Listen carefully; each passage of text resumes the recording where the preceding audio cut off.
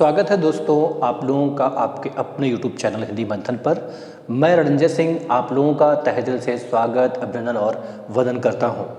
इसके पहले वाली वीडियो में हम लोग जो पर्यायवाची शब्द पढ़ रहे थे, उसी पर्यायवाची शब्द की श्रृंखला को आगे बढ़ाते हुए आज जो हम लोग पढ़ने वाले हैं वो पढ़ने वाले हैं पानी का पर्यायवाची शब्द।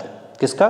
पानी का पर्यायवाची शब्द। आइए देखते हैं पानी के पर्यायवाची शब्द के विषय में कि इसमें कौन कौन सी ऐसी चीज़ें हैं जो हमें परीक्षा के दृष्टिकोण से जाननी चाहिए। ठीक है, अगर आपसे पूछा जाए कि जो पानी शब्द है ये पानी शब्द कैसा शब्द है, तो ध्यान रहे यानी कि तत्सम तद्भव के दृष्टिकोण से अगर पूछा जा रहा है आपसे, तो पानी शब्द जो है ये एक तद्भव शब्द है। कैसा शब्द है? तद्भव शब्द है। ठीक, अगर इसके तत्सम शब्द की बात करें, हम किस शब्द की? तत्सम शब्द की बात करें तो पानी का जो तत्सम रूप होता है उसे हम जल कहते हैं। क्या कहते हैं? जल कहते हैं। और तीसरा प्रश्न यहां से बनता है, पेपर में कई बार पूछा जा चुका है कि पानी का लिंग क्या है? पानी का लिंग क्या है? तो ध्यान रहे पानी एक पुल्लिंग शब्द है। पानी कैसा शब्द है? तो पानी एक पुल्लिंग शब्द है, ध्यान रहे। ठीक है, कई बार पेपर में पूछा गया है कि पानी बहता है या पानी बहती है, तो ध्यान रहे पानी बहता है। पानी बहता है का मतलब क्या है कि पानी एक पुल्लिंग शब्द है। कैसा शब्द है? पुल्लिंग शब्द है। बात आगे की करें कि ये किस प्रकार की संज्ञा है? किस प्रकार की संज्ञा? तो ध्यान रहे पानी जो है वो एक पदार्थवाची संज्ञा है। कैसे संज्ञा है? पदार्थवाची संज्ञा। पदार्थवाची संज्ञा। किंतु यह भी ध्यान रहे कि अगर पदार्थवाची संज्ञा का ऑप्शन पेपर में ना हो तो इसी पदार्थवाची संज्ञा को हम और क्या कह सकते हैं? जातिवाची संज्ञा। क्या? जातिवाची संज्ञा। क्या कहेंगे? जातिवाची संज्ञा। किंतु ध्यान रहे कि अगर पदार्थवाची संज्ञा का ऑप्शन नहीं होगा तो ही जातिवाची संज्ञा की श्रेणी में ये आएगा। लेकिन अगर पदार्थवाची जातिवाची दोनों ही हैं तो आप पदार्थवाची पहले ऑप्शन के रूप में रखेंगे, पदार्थवाची ज़्यादा सही है। हाँ, पदार्थवाची का ऑप्शन अगर ना हो तो आपकी मजबूरी है कि आप इसे कहाँ रखेंगे? जातिवाची संज्ञा में। क्योंकि ये जो जातिवाची संज्ञा होती है, ये जातिवाची संज्ञा भी दो प्रकार की होती है। कितने प्रकार की होती है? तो ध्यान रहे इसके भी दो प्रकार बताए गए हैं। एक पहला जो होता है उसे हम कहते हैं पदार्थवाची संज्ञा। क्या कहते हैं? पदार्थवाची संज्ञा। और जो दूसरा होता है उसे हम क्या कहते हैं? उसे हम कहते हैं समूहवाची संज्ञा। क्या कहते हैं? समूहवाची संज्ञा। समूहवाची संज्ञा। तो ध्यान रहे कि इसी पदार्थवाची संज्ञा में आपको पता है पदार्थ की तीनों अवस्थाएं सम्मिलित होती हैं। इसी में ठोस आता है, इसी में द्रव आता है, इसी में गैस आता है। ठीक है, तो इसीलिए जो आपका पानी है वो पानी पदार्थवाची संज्ञा में आएगा भाई, क्योंकि हिस्सा तो जातिवाची का ही है, इसलिए पदार्थवाची में आएगा। अगर पदार्थवाची का ऑप्शन नहीं होता है तो आप इसे जातिवाची संज्ञा की श्रेणी में भी रख सकते हैं। यहां तक की बात समझ में आ गई? चलिए अब हम देखेंगे कि इसके कौन कौन से पर्यायवाची शब्द हैं जो परीक्षाओं में पूछे जाते हैं। ठीक है, चलिए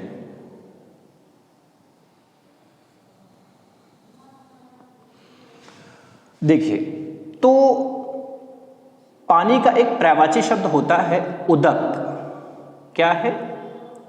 उदक।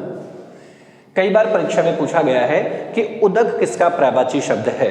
तो उदक किसका पर्यायवाची शब्द है? तो उदक जो है वो जल का ही पर्यायवाची शब्द है। लेकिन ध्यान रहे ये वाक्यांशों के लिए एक शब्द में भी पूछा गया, भाई किस जल को उदक कहते हैं?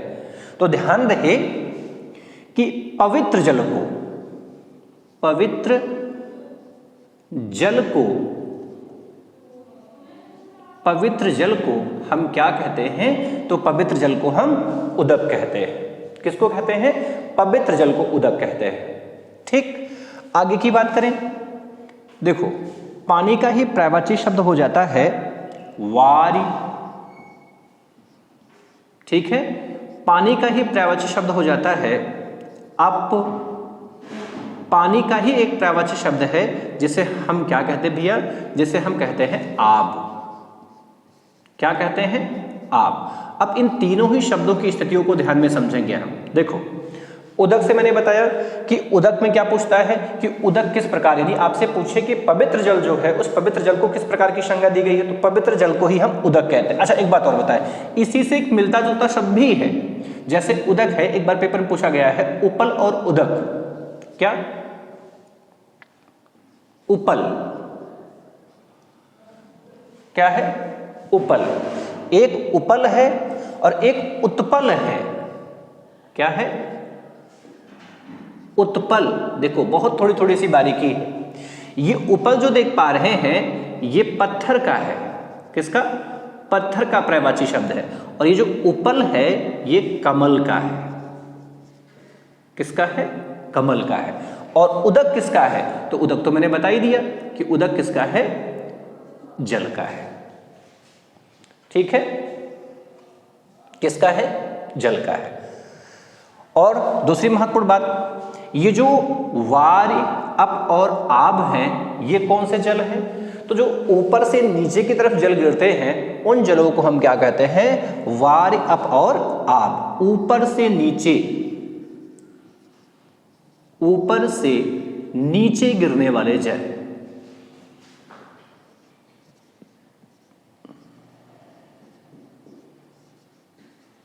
गिरने वाले जल, जो ऊपर से नीचे की तरफ गिरते ना उन जलों को हम क्या कहते हैं? उन जलों को ही हम वार, अप और आब कहते हैं। ठीक, अब ध्यान से समझना, ये आब शब्द जो है इसी से मिलता जुलता एक शब्द पूछा गया था, पंजाब। क्या पूछा गया था? पंजाब। कि आपसे पूछे भाई पंजाब में कौन सा समास है? तो पंजाब में द्विगु समास है। कौन सा? द्विगु समास है। कौन सा समास है? द्विगु समास है। उसी पंजाब में आब शब्द लगा गया है। हम लोग मानते हैं नदी, बट आब का अर्थ नदी नहीं होता है। आब का अर्थ क्या होता है? जल। आपने एक कहावत सुनी होगी, काबुल गए मुगल पढ़ आए, बोले मुगली बानी, आब आब कर मर गए, खटिया तर धरा पानी। ये वहां से भी इस आब का स्पष्टीकरण आपको मिल जाएगा।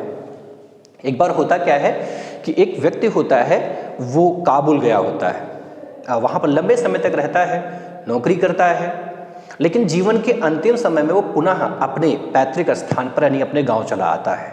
जब वो अपने गांव आता है तो इन्वायरमेंट के चेंज होने की वजह से जब वहाँ अपने गांव आता है तो उसकी तबीयत खराब हो जाती है। जब उसकी तबीयत खराब हो जाती है तो गांव के लोग उसे देखने के लिए आते हैं। उसकी तबीयत इतनी खराब होती है कि वो चारपाई से उठ भी नहीं पाता है और वो लोगों से बस एक ही शब्द कह रहा था, आब आब आब। अब लोग आपका मतलब समझते नहीं थे क्योंकि ये एक उर्दू भाषा का शब्द है, लोग समझ ही नहीं पाए ये क्या कह रहा है। तो लोगों ने ये लगाया कि हो सकता है किसी देवी देवता का नाम ये ले रहे हो, आप किसी देवी देवता का नाम हो, इसलिए आप कहे। तो भाई इंसान अंतिम समय भगवान राम का नाम ले रहा है, खुदा अल्लाह मौला का नाम ले रहा है, तो वैसे उन लोगों को लगा, गाँव वालों को, कि आप किसी देवी देवता का नाम ये ले रहे हैं, इनकी अंतिम स्थिति चल रही है। इसीलिए लोग समझ ही नहीं पाते हैं और 3-4 दिन के बाद में वो व्यक्ति मर जाता है। उस व्यक्ति के मरने के बाद में क्या होता है कि जो काबुल में उसके संबंधी, सगे संबंधी लोग थे, हितमित्र लोग जो थे, वो उससे मिलने के लिए आते, अंतिम यात्रा में सम्मिलित होने के लिए।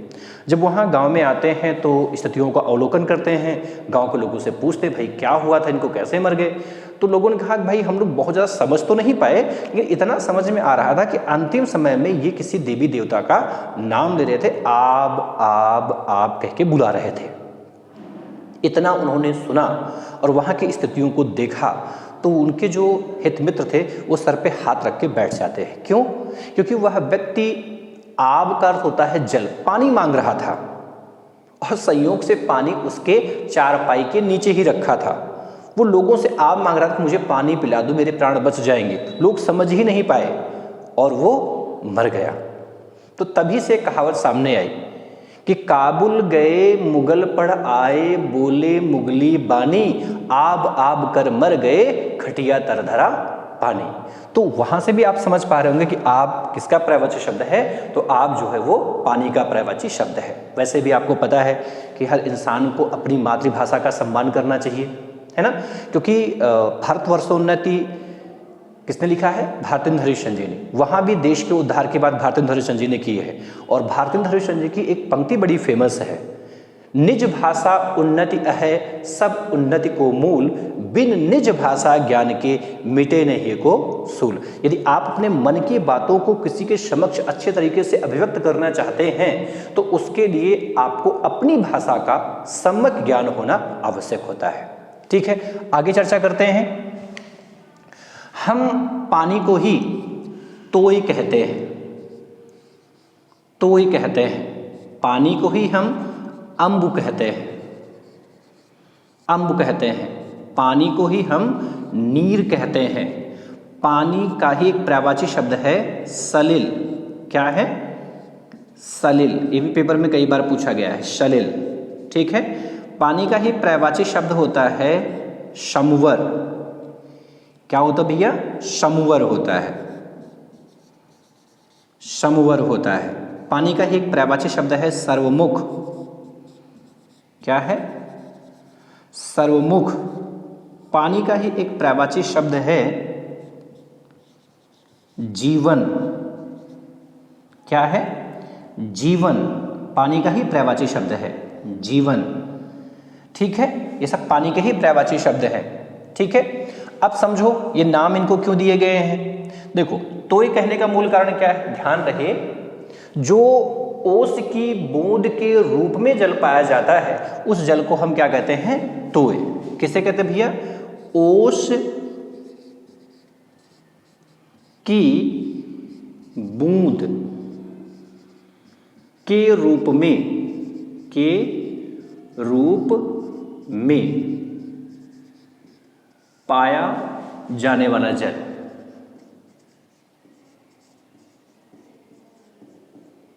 वाला जल।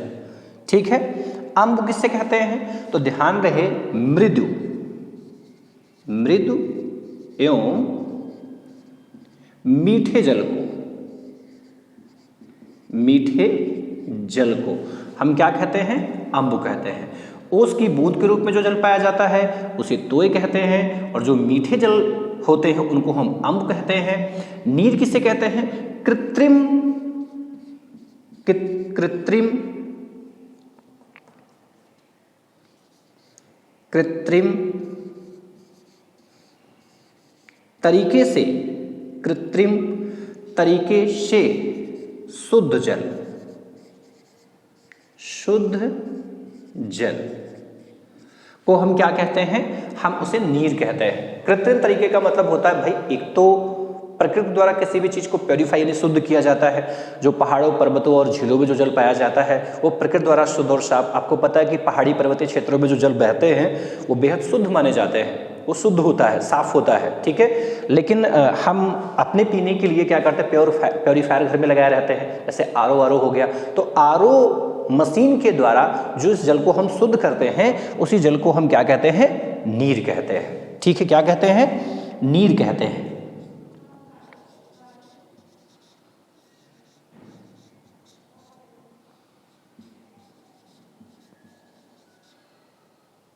मेघ पुष्प, ये भी इसी के ही पर्यायवाची शब्द है, मेघ पुष्प। ठीक है, अब सलिल किस जल को कहते हैं? ध्यान से समझना।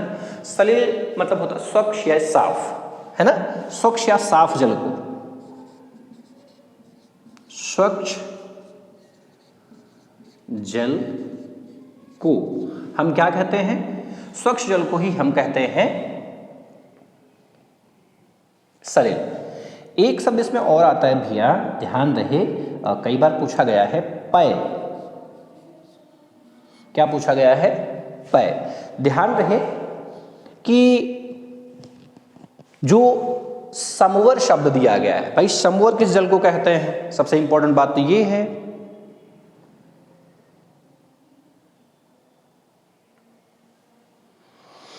समवर किस जल को कहते हैं? तो ध्यान से समझना, ध्यान से समझना। देखो समवर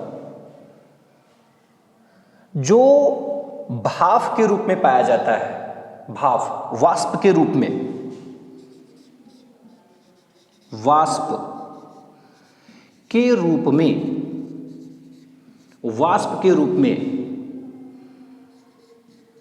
पाए जाने वाले जल को, जल को हम क्या कहते हैं? हम समवर कहते हैं। क्या कहते हैं? समवर कहते हैं। सर्वमुख किसे कहते हैं? सर्व का अर्थ होता है सभी, और मुख माने तो मुख ही होता है, अर्थात सभी के मुखों में लार रूप में जो जल पाया जाता है। भाई हमारा जो मुख है उसमें लार बनता है ना, तो जो लार रूप में, भाई लार क्या है? वो भी तो जल का ही एक रूप ही है। तो जो लार रूप में जल पाया जाता है उस जल को हम क्या कहते हैं? सर्वमुख। ठीक है। सभी के मुखों में, सभी के मुखों में लार रूप में, लार रूप में जो लार रूप में जल पाया जाता है उसी को हम क्या कहते हैं? समवर कहते हैं। अच्छा, जीवन क्यों कह देते हैं? आपको पता है भाई जल ही जीवन है ना? क्या है? जल ही जीवन है, जल ही जीवन है। इसलिए भी जीवन शब्द जो है वो जल का ही पर्यायवाची शब्द है। धनरस किसे कहते हैं? धनरस, तो ध्यान दीजिए, जिन जलों को बेच करके हम धनार्जन करते हैं उन जलों को हम धनरस कहते हैं। अच्छा, किन जलों को बेच के? जैसे आपको पता है जो हम लोग बाटल में भर के जल बेच रहे हैं वो भी धनरस की श्रेणी में आता है।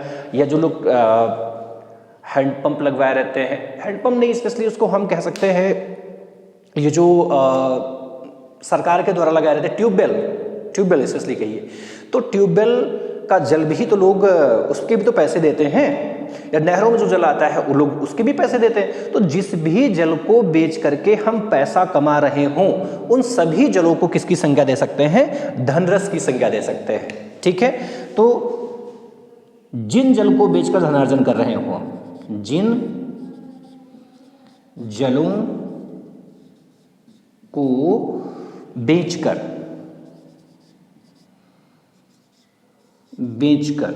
वैसे जलो शब्द गलत होगा, जलो से बेहतर शब्द है जल ही रखिए आप, जल, क्योंकि पदार्थ है, पदार्थवाची संज्ञाओं का बहुवचन रूप नहीं बनाया जाता है।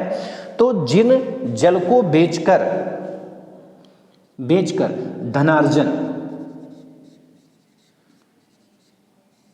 धनार्जन किया जाता है उन जलों को ही हम क्या कहते हैं? धनरस कहते हैं। मेघ पुष्प, देखो मेघ का अर्थ होता है बादल। मेघ का अर्थ क्या होता है भैया? बादल होता है। ठीक है, बादल होता है। और पुष्प का अर्थ होता है फूल। पुष्प का क्या होता है? फूल होता है। तो देखिए बारिश की जो फुहार है उसे हम क्या कहते हैं? मेघ पुष्प।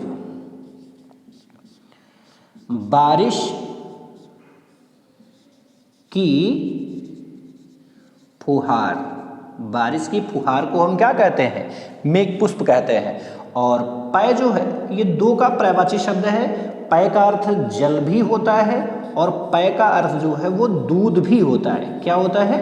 दूध भी होता है। इसलिए पय एक अनेकार्थी शब्द है। तो दूध की भांति मीठे जल को, क्या मैंने कहा? दूध की भांति, दूध की भांति मीठे जल को, मीठे जल को हम क्या कहते हैं? तो मीठे जल को ही हम क्या कहते हैं? पय। अब इसमें सबसे ज्यादा बार पूछा गया शब्द जो वर्तमान में पूछा, देखो पहले तो बहुत सारे पूछे जाते थे, वर्तमान में उदक ये पूछा गया है कि थोड़ा सा कठिन पड़ जाता है। कठिन का मतलब थोड़ा सा कम चर्चित है, इसलिए सलिल पेपर में पूछा जाता है, सलिल पूछा जाता है, समवर पूछा जाता है, समवर पूछा जाता है, ये इंपॉर्टेंट है। सर्वमुख इंपॉर्टेंट है। ठीक है। मेघपुष्प इंपॉर्टेंट है। देखिए कुछ इंपॉर्टेंट जो हैं आप उन्हें तो ध्यान में रखेंगे, इन्हें तो याद करके रखेंगे आप। ठीक है। ये सब क्या है? जल के पर्यायवाची शब्द। ठीक है, समझ में आया?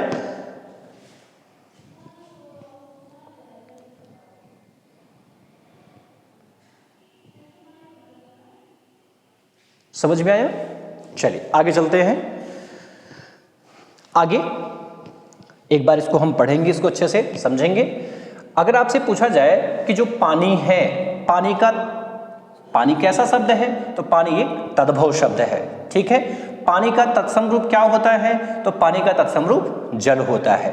पूछा जाए पानी का लिंग क्या है, तो पानी एक पुल्लिंग शब्द है। पानी किस प्रकार की संज्ञा है, तो पानी एक पदार्थवाची संज्ञा है। कैसी संज्ञा है? पदार्थवाची। यदि पदार्थवाची का ऑप्शन ना हो तो हम उसे क्या कह सकते हैं? इसी को हम कह सकते हैं जातिवाची संज्ञा कह सकते हैं, ठीक है। आपसे पूछा जाए कि जो पवित्र जल होता है, उस पवित्र जल को हम क्या कहते हैं, तो पवित्र जल को हम उदक कहते हैं। क्या कहते हैं? उदक कहते हैं। दूसरी महत्वपूर्ण बात, वारि, अप और आब, ये भी जल का ही पर्यायवाची शब्द है। ऊपर से नीचे गिरने वाले जो जल हैं उनको हम वारि कहते हैं, अप कहते हैं और उनको ही आब कहते हैं, ठीक है। ओस की बूंद के रूप में, ओस की बूंद के रूप में जो जल पाया जाता है उसे हम क्या कहते हैं? तोय कहते हैं। और जो मीठा जल होता है उस मीठे और मृदु जल को ही हम क्या कहते हैं? अम्बु कहते हैं, ठीक है। जो कृत्रिम तरीके से शुद्ध जल होता है, कृत्रिम तरीके से जो शुद्ध जल होता है उस जल को हम क्या कहते हैं? नीर कहते हैं। और जो स्वच्छ और साफ जल होता है उस स्वच्छ और साफ जल को हम क्या कहते हैं? सलिल कहते हैं। तथा वाष्प के रूप में जो पाया जाता, भाप के रूप में जो जल पाया जाता है उसे हम क्या कहते हैं? संवर कहते हैं। तथा सभी के मुखों में जो लार रूप में जल पाया जाता है उस जल को हम क्या कहते हैं? तो उस जल को हम सर्वमुख कहते हैं। तथा जल ही जीवन है, इसलिए जल का एक पर्यायवाची शब्द क्या होता है? जीवन होता है। जिस जल को बेचकर, ध्यान समझना, जिस जल को बेच करके हम धनार्जन करते हो, पैसा कमाते हो, उस जल को हम क्या कहते हैं? उस जल को हम धनरस कहते हैं। मेघपुष्प, बारिश के मौसम में जो फुहार रूप में जल बरसता है उस जल को हम क्या कहते हैं? उस जल को हम मेघ पुष्प कहते हैं। ऐसा माना जाता है कि बादल क्या कर रहा है? उस जल के रूप में हमारे ऊपर पुष्प वर्षा कर रहा है। क्या कर रहा है? पुष्प वर्षा कर रहा है, इसलिए जल को हम मेघ पुष्प भी कहते हैं। और पय एक अनेकार्थी शब्द है, क्योंकि पय का अर्थ जल भी होता है, पय का अर्थ दूध भी होता है। इसीलिए ध्यान से समझना, इसीलिए जो दूध की भांति मीठा जल होता है उस जल को हम क्या कहते हैं? उस जल को हम पय कहते हैं। यहां तक की बात समझ में आ गई? चलिए अब हम लोग इसके आगे समझेंगे संस्कृत भिन्नार्थक शब्द, ठीक है, जो सुनने में एक जैसे हो किंतु उनका अर्थ क्या हो? अलग अलग निकल रहा हो। ऐसे शब्दों की चर्चा थोड़ी सी कर लेते हैं। जो मिलते जुलते तो शब्द हैं लेकिन उनके अर्थ जो है वो अलग अलग निकलते हैं।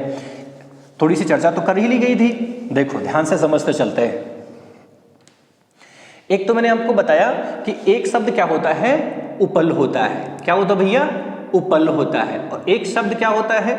उत्पल होता है। तो उत्पल का अर्थ होता है कमल। उत्पल, ऊपर पलने वाला, जल की सतह के ऊपर पलने के कारण हम कमल को क्या कहते हैं? उत्पल। इसके पहले वाली वीडियो मैंने कमल का पर्यायवाची शब्द पढ़ा रखा है, तो वहां मैंने इसकी चर्चा कर रखी है, ठीक है। आगे उपल, उपल माने होता है पत्थर, प्रस्तर हो गया, उपल हो गया, है ना, पाषाण हो गया, सिल हो गया, सबका अर्थ क्या होता है? पत्थर होता है, ठीक है। और उदक का अर्थ क्या होता है? जल होता है, ठीक है।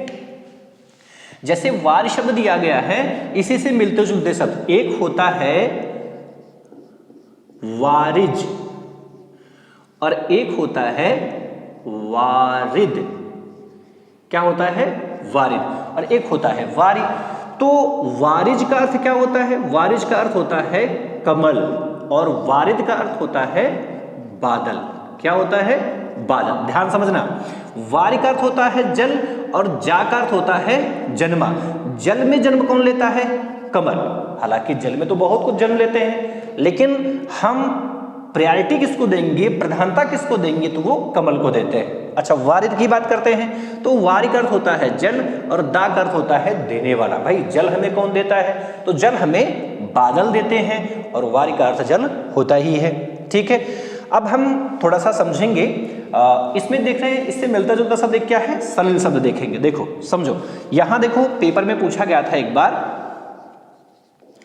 सलिल अनल अनिल, अनिल, सब मिलते जुलते शब्द है। तो सलिल का अर्थ होता है जल और अनल का अर्थ होता है आग और अनिल का अर्थ होता है हवा। क्या अर्थ होता है? हवा। ये सब मिलते जुलते शब्द हैं जो काफी हद तक मिलते जुलते हैं। अब देखिए बात करते हैं नीर की, ध्यान समझना।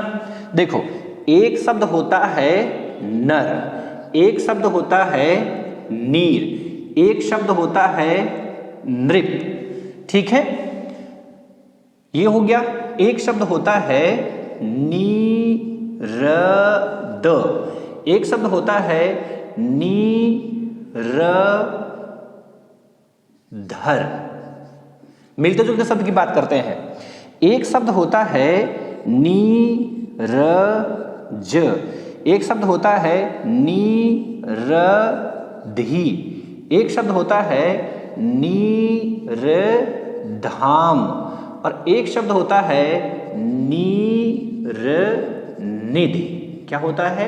नीरनिधि। ये सब मिलते जुलते शब्द हैं। देखिए पर्यायवाची में सबसे इंपॉर्टेंट बात यह होता है कि किसी भी शब्द को जितनी ज्यादा बारीकी से आप पढ़ेंगे उतना ज्यादा आपका पर्यायवाची तैयार होगा। पर्यायवाची केवल और केवल समझ पर डिपेंड करता है।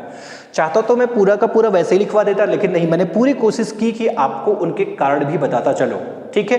अगर आप कारणों के साथ पर्यायवाची को याद करने की कोशिश करेंगे तो वो पर्यायवाची शब्द आप भूलेंगे नहीं। अब देखो यहां पर देखो, नर माने क्या होता है? तो नर का अर्थ मनुष्य होता है। क्या होता है? मनुष्य होता है। और नीर माने क्या होता है? तो नीर का अर्थ जल होता है। नृप माने क्या होता है? तो नृप का अर्थ राजा होता है। और नीरद, देखो दा माने क्या होता है? देने वाला। दा माने क्या होता है? देने वाला, देने वाला, ठीक है। तो नीर देने वाला, नीर माने जल, जल को कौन देता है भाई? जल को देता है बादल। कौन देता है? बादल। और धर का अर्थ होता है धारण करने वाला, ठीक है, जल को धारण करने वाला, ठीक है। नीर माने क्या हुआ? जल, और धर माने क्या हुआ? धारण करने वाला। और जल को कौन धारण करता है? बादल धारण करता है, बादल, ठीक है। नीरज, जा मतलब होता है जन्मा। नीर माने क्या होता है? जल, और जल में कौन जन्म लेता है? तो ध्यान रहे जल में जन्म लेता है कमल। और नीर धन धी माने होता है विस्तृत, और जो जल का विस्तृत रूप होता है वो होता है समुद्र। क्या होता है भैया? समुद्र होता है। और धाम का मतलब क्या होता है? विस्तृत, इसका भी अर्थ होता है। तो ये भी किसका है? ये भी समुद्र का ही पर्यायवाची शब्द है। निधि का अर्थ होता है खजाना, नीर का अर्थ होता है जल, और जल का खजाना कौन? तो जल का खजाना भी समुद्र ही होता है, ठीक है, समुद्र होता है। अब इनको समझने के बाद में जल के निर्माण की प्रक्रिया आप समझते हैं कि जल से हम कितने पर्यायवाची शब्दों का निर्माण कर सकते हैं। देखिए मैंने आपसे बताया ना कि पर्यायवाची शब्द केवल समझ पर डिपेंड करता है। जितने ज्यादा बेहतर तरीके से समझते हुए चलेंगे उतना ज्यादा आपको लाभ मिलेगा, ठीक है। पर्यायवाची शब्द बनाए कैसे जाते हैं थोड़ा सा उस पर हम लोग चर्चा करेंगे। आपको जल का पर्यायवाची शब्द बता दिया है ना, ध्यान में आ रहा कुछ। अब इसी के आधार पे हम बहुत ढेर सारे पर्यायवाची शब्द बनाएंगे, ठीक है, बहुत ढेर सारे पर्यायवाची शब्द बनाएंगे। देखो कौन कौन से पर्यायवाची शब्द हैं, ध्यान से समझेंगे। पानी, अगर इसी पानी के पर्यायवाची शब्द में, ध्यान समझना, अगर इसी पानी के पर्यायवाची शब्द में हम लोग जोड़े जा तो ये बनेगा कमल का पर्यायवाची। किसका बनेगा? कमल का पर्यायवाची। लेकिन अगर इसी में हम लोग क्या जोड़ें? अगर इसी में हम लोग दा जोड़ दें और क्या जोड़ दें? धर जोड़ दें, तब क्या बनेगा? तब बनेगा बादल का पर्यायवाची। किसका बनेगा? बादल का पर्यायवाची बनेगा। लेकिन अगर इसी में हम क्या जोड़ दें? धी जोड़ दें, अगर इसी में हम क्या जोड़ दें? धाम जोड़ दें, या फिर इसी में अगर हम निध शब्द जोड़ देते हैं तो ध्यान रहे फिर क्या बनेगा? तो फिर बनेगा समुद्र का पर्यायवाची। किसका बनेगा? समुद्र का पर्यायवाची शब्द बन जाएगा, ठीक है। जैसे शब्द हैं अप है, ठीक है, पय है, अम्बु है, तोय है, जल है, नीर है, वारी है। ठीक। हाँ, अब देखना क्या है कि इन शब्दों को हम ध्यान में रखेंगे और यहां से पर्यायवाची शब्द बनाएंगे। इनको जोड़ जोड़ के बनाना है, जोड़ जोड़ के ही बनाना है। कैसे बनाना है ध्यान से समझेंगे।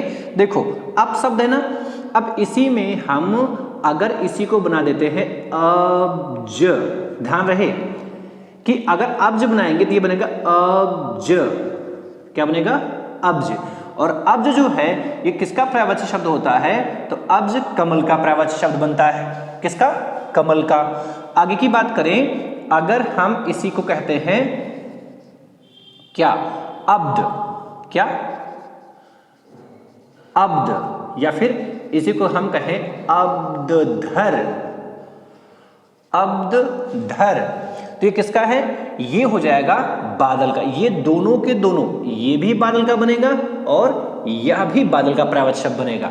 लेकिन अगर इसी में हम जोड़े भैया अब्धि, ठीक है, हम इसी में जोड़े अब्दधाम, ठीक है, या फिर अब्दनिधि, तो ये सब किसके बन जाएंगे? समुद्र के पर्यायवाची शब्द बन जाएंगे। ठीक है, इस तरीके से यहां हो जाएगा पयोज, ठीक है, यहां बन जाएगा पयोद, यहां बन जाएगा पयोधर, यहां बन जाएगा पयोधि, ठीक है, यहां बन जाएगा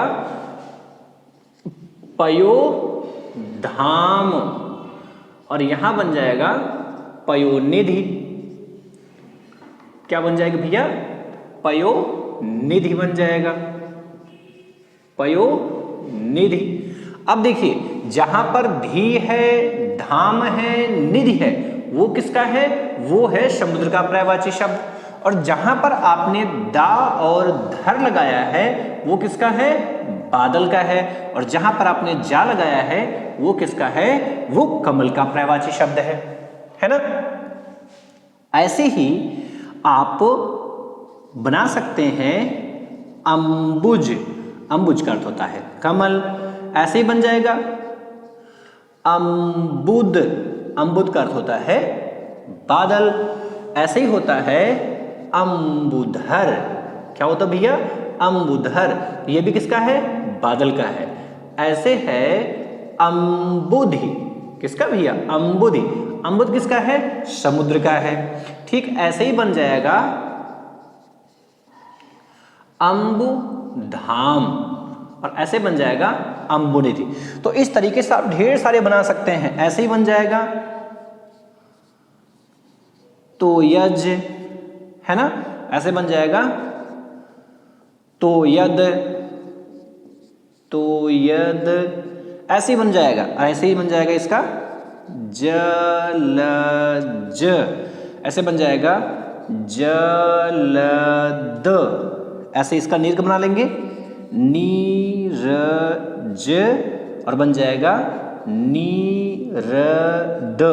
ऐसे बन जाएगा वारिज और ऐसे बन जाएगा वारिद। इस तरीके से आप ढेर सारे पर्यायवाची शब्दों का निर्माण स्वयं कर सकते हैं। बस आपको जोड़ने का तरीका पता होना चाहिए। इस तरीके से आप जोड़ जोड़कर ढेर सारे पर्यायवाची शब्दों का निर्माण स्वतः कर सकते हैं। और ध्यान रहे कि जितने भी शब्द आपने बनाए हैं नए, इन सभी शब्दों में ध्यान रहे, इन सभी के सभी शब्दों में बहुब्रीहि समास है। कौन सा समास बनेगा? बहुब्रीहि समास। एक इंपॉर्टेंट बात ये भी समझेंगे, कौन सा समास?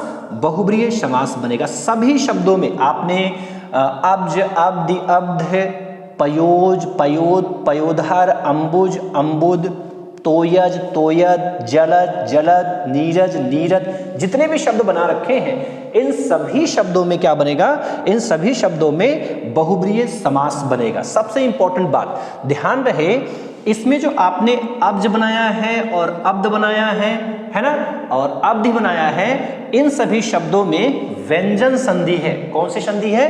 व्यंजन संधि है।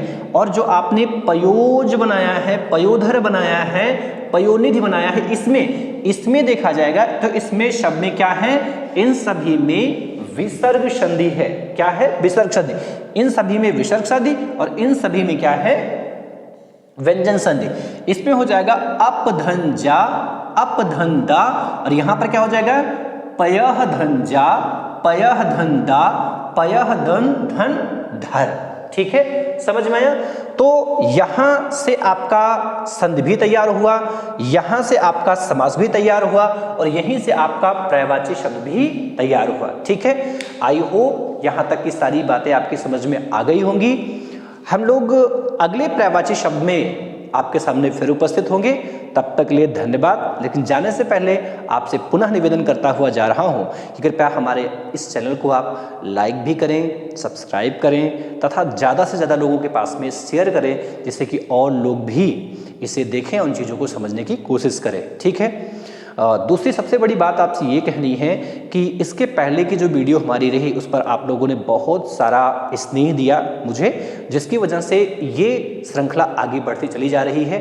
तो हम चाहते हैं कि आप वही प्रेम और वही स्नेह हमारे ऊपर बनाए रखें और नेक्स्ट वीडियो में आपके साथ पुनः मिलेंगे। तब तक के लिए धन्यवाद।